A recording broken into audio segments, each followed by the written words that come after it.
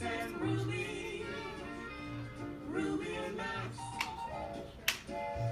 Max and Ruby. Ruby and her little brother Max. Max and Ruby.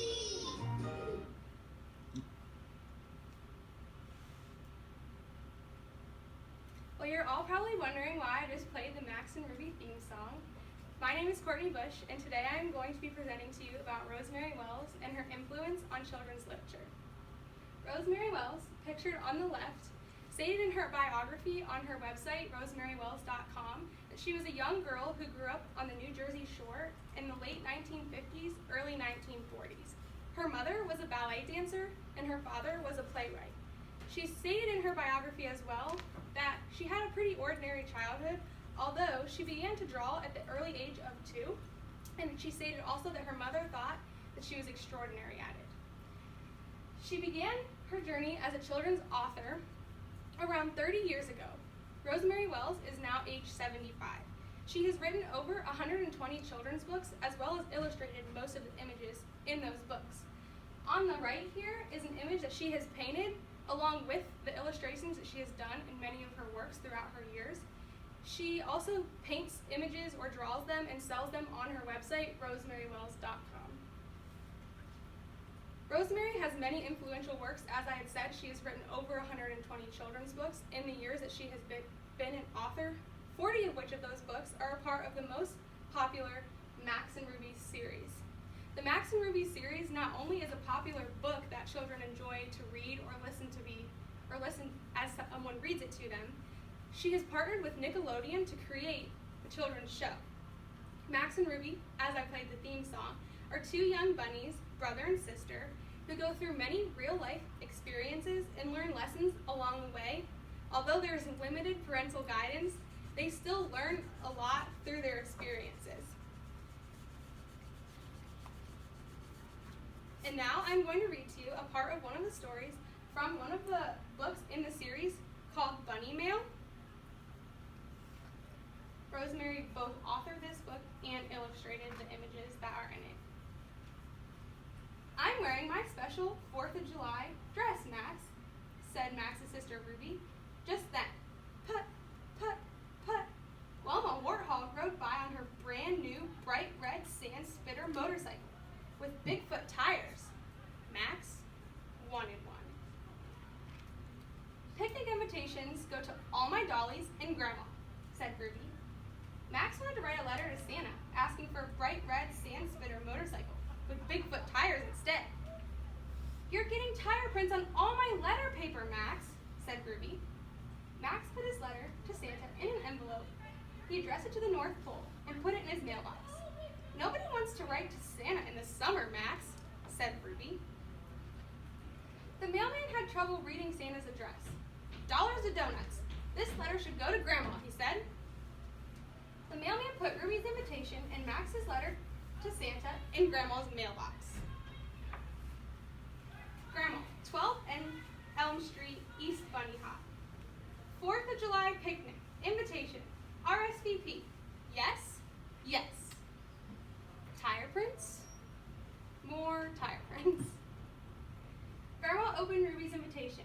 Hooray, said Grandma. I love picnics. Then she opened Max's letter. It's a tire print letter, said Grandma. I will send yes I can note to Ruby and a bulldozer letter back to Max.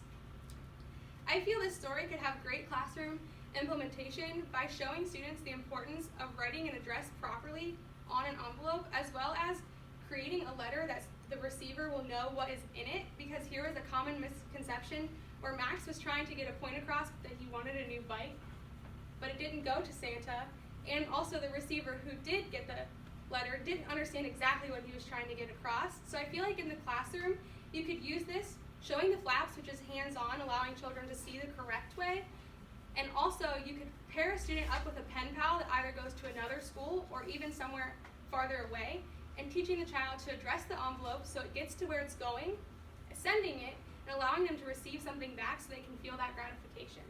Rosemary Wells not only has written many books, but she also is very powerful when she writes to children.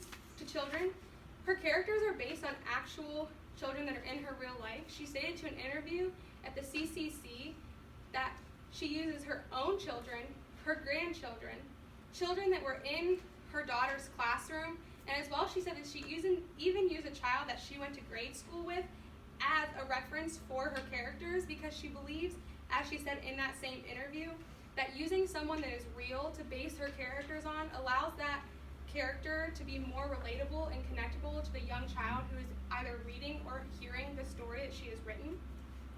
She also stated that she writes to the most curious child, because she said that when you write to a child who is curious, it also empowers the child next to them to become more curious as well. And like I had said, she has a lot of real life experiences and lessons that go on throughout all of her books. And she believes that through those real life experiences and lessons, children can gain intellectual needs. She posted this quote here on her website, rosemarywells.com, stating, "All really good picture books are written to be read 500 times.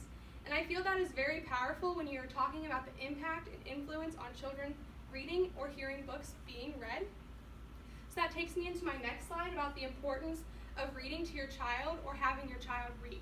Rosemary also posted this quote on her website, rosemarywells.com, stating, "Every day, make a quiet, restful place. For 20 minutes, put your child in your lap and read aloud." I feel this is very important because a child can gain so much more through a book than just having something to listen to. As she had said, she uses real life experiences and real characters, so that way children can connect to them. And I feel that allowing your child to enter another world into a page really is powerful. And to back that up, Scholastic Readers posted this chart on their website, scholastic.com, stating that the impact of reading or having your child be read to for 20 minutes per day exposes them to 1.8 million words per year, and often will allow them to score in the 90th percentile when they take standardized tests. And I feel that is very powerful to show you that books do so much more than just give children a laugh or an enjoyable thing to sit down with. It also allows them to open their minds to new information and do well in something that they should excel in.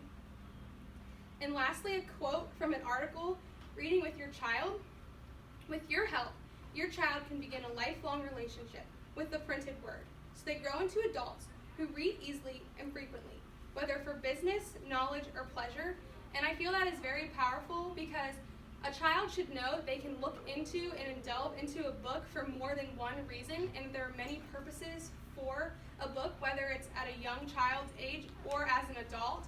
You can do so much more than just read something to gain. You can gain more than just a quote or anything else. It can help you to ease anything that you're going to understand that maybe the person in the book is also going through that.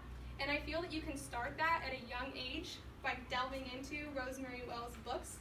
Thank you, and this is my works cited. Did you read those as a child? Yeah. Yeah, you can tell you're really excited about this book.